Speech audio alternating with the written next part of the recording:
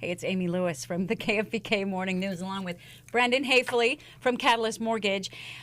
Is the holiday season a good time to buy a house or a good time to refinance a mortgage? That's why Brandon's here to answer those questions. So, is it a good time? You know, it really depends on the market. And I think there's a common misconception that it's not a good time to refinance or to sell. And, you know, recently I've been speaking to real estate agents here in Sacramento. And, you know, believe it or not, it is a good time to sell. You know, most real estate agents believe it's a great time because there's the same amount of buyers out there, but a lot of people pull their home off the market right before the holidays. Yeah. The same amount of buyers that are out there looking, want to actually get into a home. Some of them want to get in the home right in the first of the year, so they'd start looking in November, December, but then the sellers disappear. So with that happening, what ends up happening? More competition for those listings and potentially even a higher price. I have to tell you, we sold our house in December of 2000 because we were moving down to Los Angeles, and just gonna tell you, our house sold in about 12 days, so it was a good time for us to sell. So it's like you can't really guess which is going to be a good time or a bad time. When it's time for you to sell the house or time for you to get a mortgage, it's just time. Well, exactly, and I think it's important, you know, especially markets. I mean, Southern California market might be different than Northern California and vice versa, but it's talk to a real estate agent, ask the questions. You know, what are homes selling for? How many listings have, you know, been taken off, you know, in the past, you know, 30, 60, 90 days?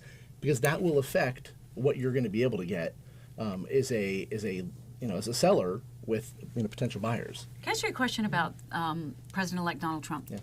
Specifically about refinancing a mortgage, and people are concerned whether the rates are really going to go up or if they're going to go down. And I think a lot of people are feeling, even the people who are a little tentative about Mr. Trump coming into the Oval Office, they're feeling a little bit better now based on his incredible business history.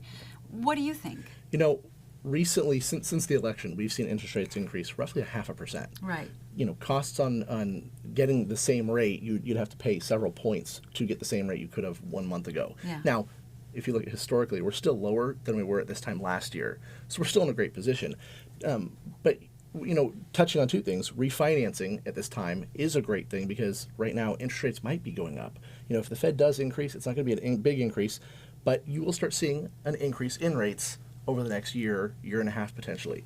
The flip side is, what does that do for, you know, with interest rates going up, with the Trump administration, what is it going to do for our economy? Well, again, you know, mortgage regulations are so tight, this really might ease guidelines, and it might actually make it to where, you know, investors will lend more based off of the assumption that they're not going to have recourse on certain products that are still guaranteed by the government, but that they really wanted to stay away from just with how tight and how restrictive everything was. So how much did the rate go up? You just said it was a half a point? 0.5%. Half a percent. Okay, so in the last 30 days. What's your feeling for the next, 6 months? And I know you can't, foretell the future, although that'd be great.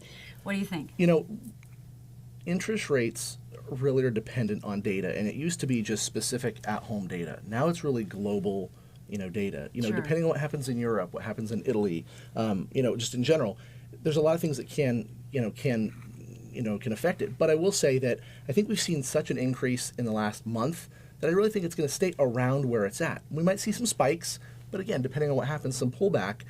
But again, I think it's going to stay around this general area. I don't think that in the next several months we will go back to the rates that we had. Yeah.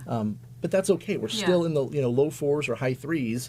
For 30-year fixeds. I mean, it's still a phenomenal rate. And as a consumer, we don't have to be overly concerned about what's going on in Japan or Italy or overseas markets. That's your job. Definitely. You have to be concerned about that, and we have to rely on you.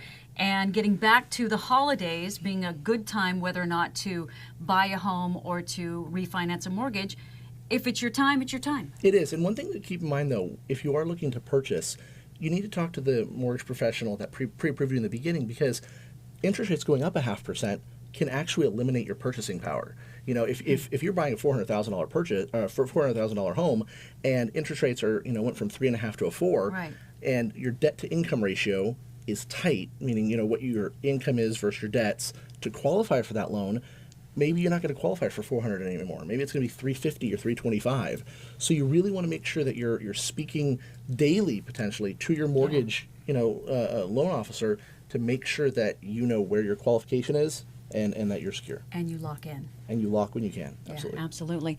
That's a Catalyst Report. Thank you so much. I hope we've helped you get a little bit more savvy when it comes to buying a home or refinancing a mortgage. For more information, all you have to do is go to catalystmortgage.com.